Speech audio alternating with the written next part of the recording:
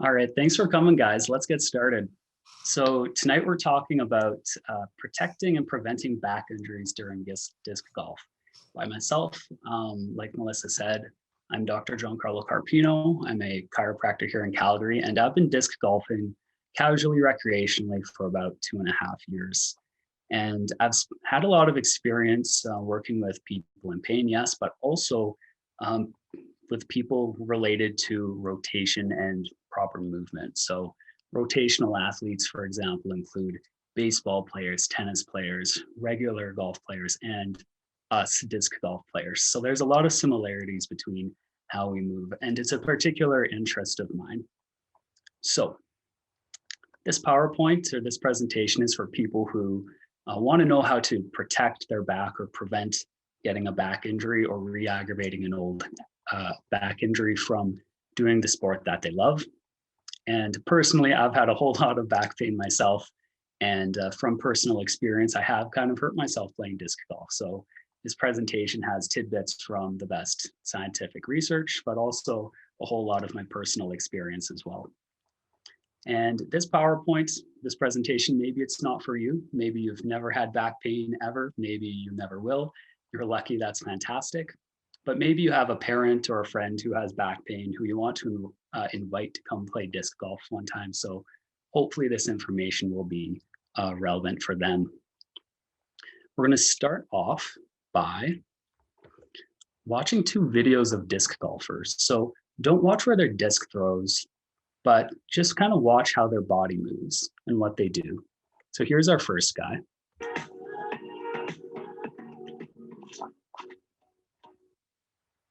Okay, we're going to watch these again, but here's our next disc golfer.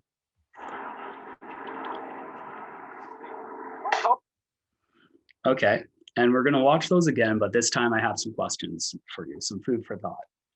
Who here is the professional disc golfer and who is the novice or amateur? How are these athletes moving their bodies to generate momentum to make their disc throw far? And who do you think can throw their disc further?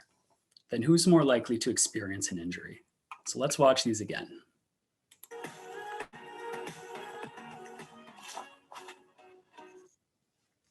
Okay, and here's our next girl. Good. Of course, the answer to who's professional is the person who has music playing in the background of their video. So let's talk a little bit about disc golf injuries, a little bit of background. So there's been a couple of different surveys and studies done on this. This particular graph is from 2015. I like it a whole lot. A bunch of disc golfers, almost 900, were asked if they've ever hurt themselves playing disc golf and where they hurt themselves.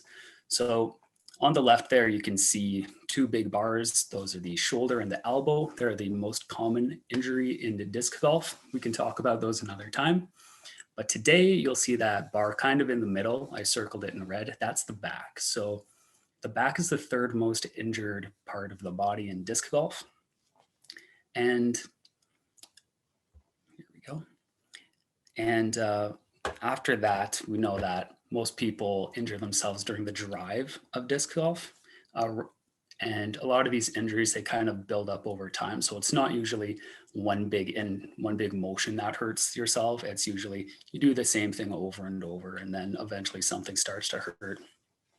Actually, some other studies, one out of Denmark, one out of Germany, found that usually the professional or intermediate skilled disc golfers have more injuries, and that's just because they play more. So they do the motion more, they have less rest between their throws, and then just over time, things start to hurt. And our back, let's start talking about it.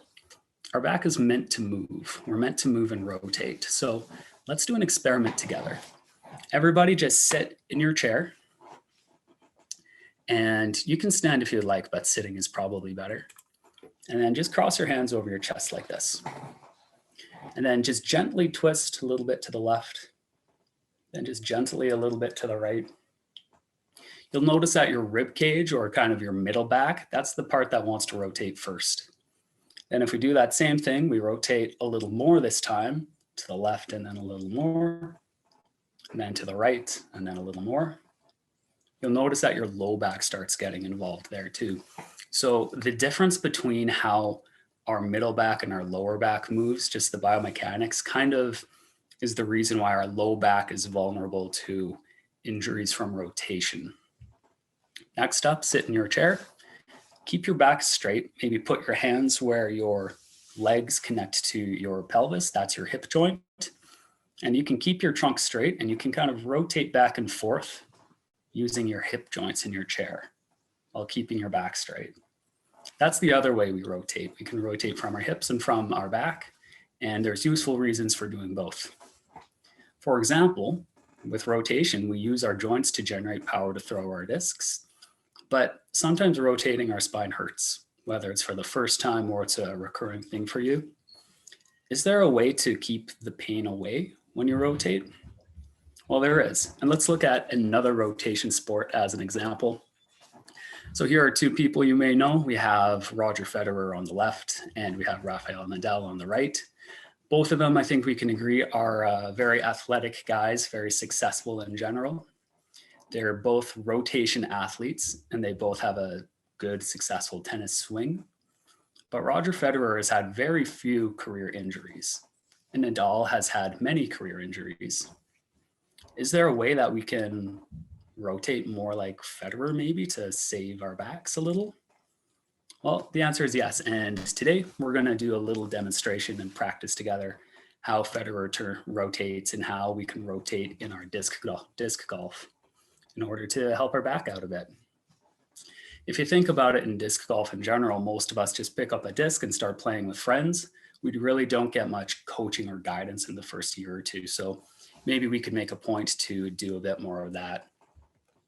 But let's get started with why we're all here. So strategies to protect your back. I'm going to be the model for this. So in a second here, I'll stop sharing my screen so you can see me bigger and we'll practice some strategies together. Sitting in your chair is perfect for this. If you want, you can stand up and practice with a bit more room. It's up to you. But the first thing I think we should talk about is our core and stabilizing our core. This is probably the main thing you're going to want to take away from our talk tonight. Have you ever heard of bracing your core? You know, when you activate your core muscles and make them really hard, as if someone was going to punch you and you're going to protect yourself. We're not doing that. We're going to use another strategy to increase the pressure in our abdomen by a certain breathing technique, which stabilizes and protects our spine without us having to consciously crunch down on our abdominals. So we're going to stop sharing the screen so everyone can see me. Perfect. And we're going to practice together. This strategy is called intra-abdominal pressure. This is how we do it. Start by sitting in your chair. And you can put your hand on your chest if you want, a hand on your belly. I'm just going to go down so you can see that. You can put a hand on your belly here. And as if you're in yoga class, you can take some deep breaths in and try to press out your belly with your breath. And then breathe in and out. Keep pushing your belly out, but try not to move your chest. On your next breath in, push out your belly as much as you can. And when you breathe out, keep your belly pressed out. You can keep your hand on your belly to kind of help you remember to do this.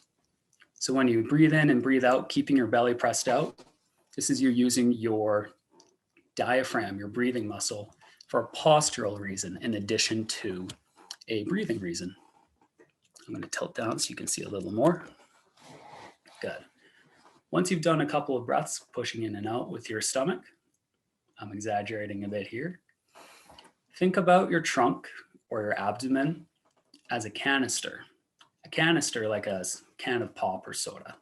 It has a top, it has a bottom, and it has the sides all around. By breathing, just by pressing out our belly out front, that's just pressing the front of the canister. Let's practice pushing out on all sides of the canister equally. Imagine it this way. Imagine right behind your belly button, there's in the middle of your belly or your abdomen, there's a spider web. And that spider web starts right in the middle of your abdomen and spreads out and it reaches the perimeter of your trunk or your abdomen. On each of those spider web strands, there's a bead.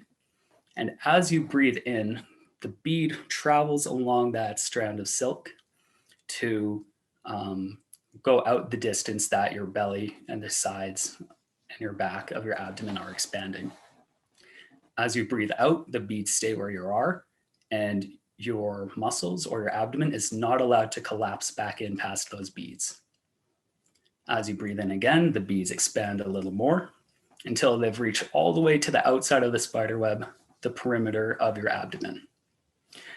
This is hard work and it's a new motion for most of us, so don't worry if you're having trouble, it just takes a little bit of practice. Let's do it together. Some people need a little bit of input. You can, if you're a tactile person, you can take your hands and you can kind of cue yourself by just scratching the muscles on your sides or your back. And as you breathe in, push out to the front, push out to the sides, push into the back. You can take your hands and put them on your abdomen and feel as one part expanding better than the other. That's okay. Just breathe in, keep that expansion in all directions, and then breathe out. This is called intra-abdominal pressure. This is how we stabilize our spine without just pushing or without consciously activating our core muscles. By doing this, we're able to create trunk stability in our spine, while allowing for mobility and athleticism of your extremities. In this position now, let me stand up. Let me get a good angle. There we go. In this position, we can now apply this to our disc golf throw. So if you're breathing out, breathing to the sides, you've established that pressure and that stability in your trunk. You can rotate around your hip joint to generate momentum for the disc. So here's my hip joint on my right, and I can twist back and forth, left and right, while keeping my trunk stable by doing this trick with my breath. So it's this motion as compared to this motion for twisting.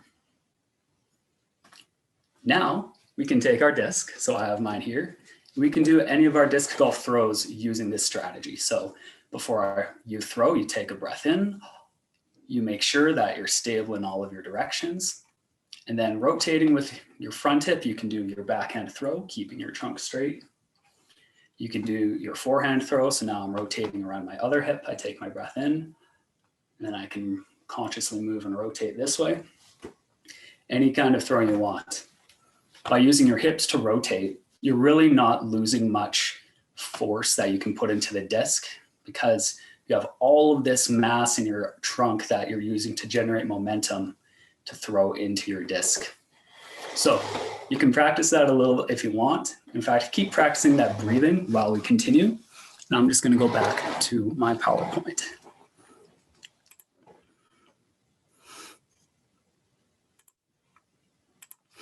Perfect. So there we can see that can of pop as a way of imagining what you want your trunk to look like when you're doing this throw.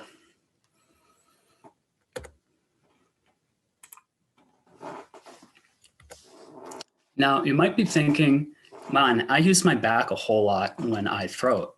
Aren't I going to lose a whole bunch of my velocity when I release my disc? Well, my next strategy would be, if you're still really concerned about your throw, don't forget to use your arms. In fact, the joints of your arms. So if you imagine yourself with your arms straight out ahead of you and you move your arm back and forth, this is us using our shoulder joint and the muscles that cross our shoulder joint to accelerate or put momentum into the disc. If you take that arm that's outright and you bend your elbow, now you're able to use the joint of the elbow and the muscle that cross that joint, and able to throw the disc a little more to put more momentum and velocity into that disc. Last but not least, if you bend your elbow and then you bend your wrist, now you're able to use your arm like a whip, and you're able to whip the disc further, give it more speed and momentum as you release it. By emphasizing a little bit more of using your extremities, so your hip, and also now using your arm like a whip, we're still able to get a lot of momentum or velocity into our disc while consciously trying to protect our back. My next two tips, these ones are more like tips rather than strategies.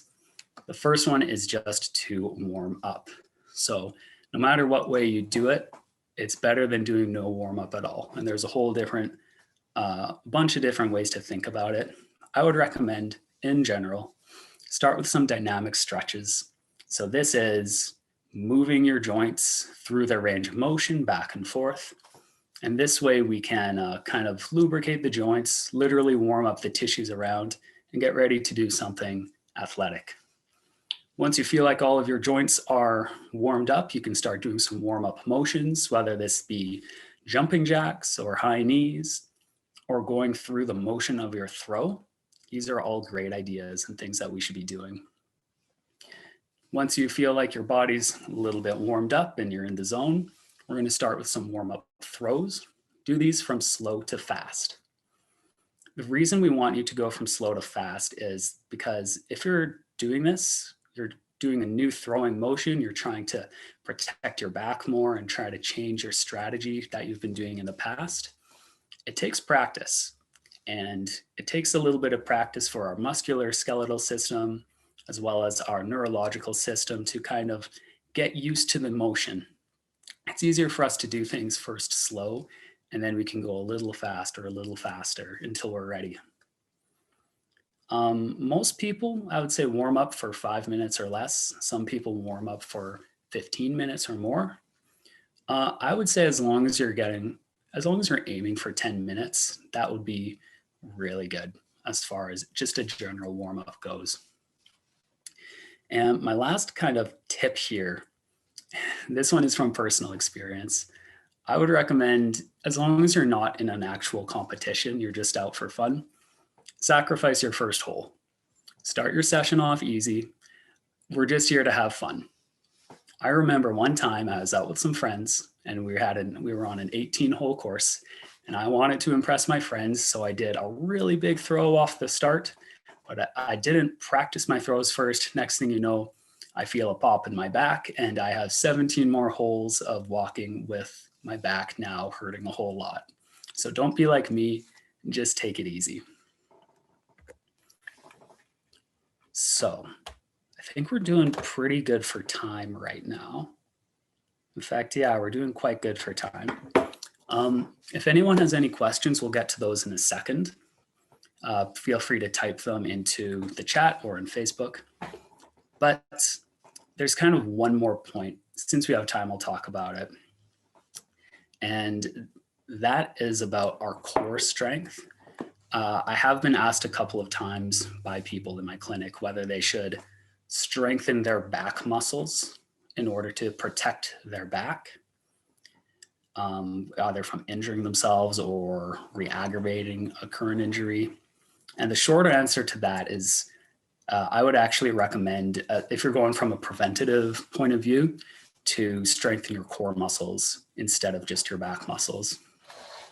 The reason for that is we might have heard in the past that our skeleton carries force throughout our bodies.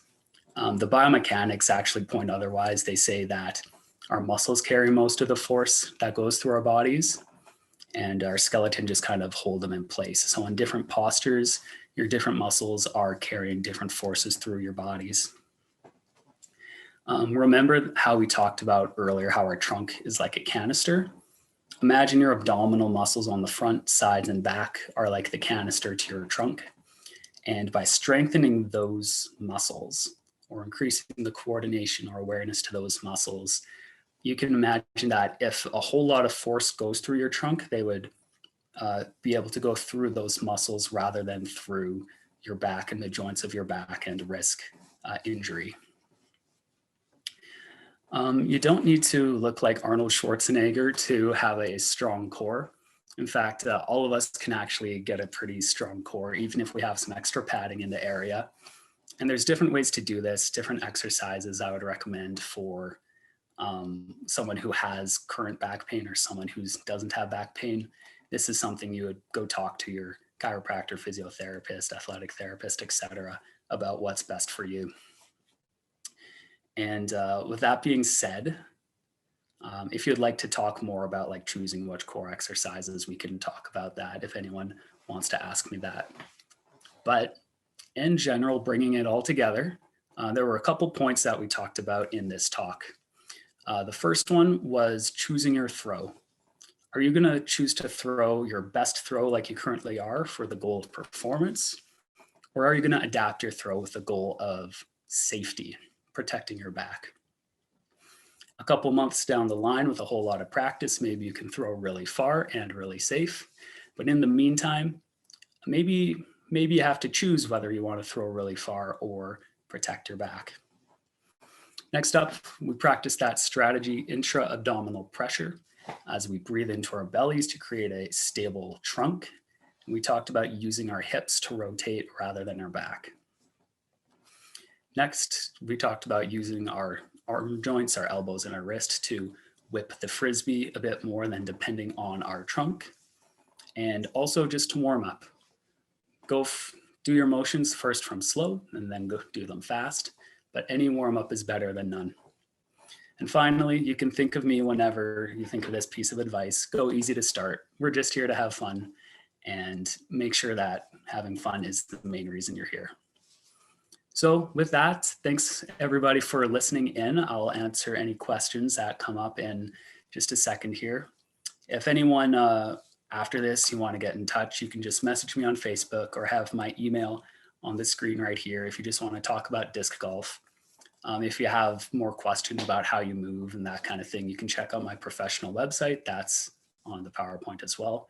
But let's move on to some questions. So I'll stop sharing for now. And let's see if we have anything in the chat. Cool, we have some stuff here. Our first question, here we go. What level of pain is acceptable as part of being a participant that is new to the sport?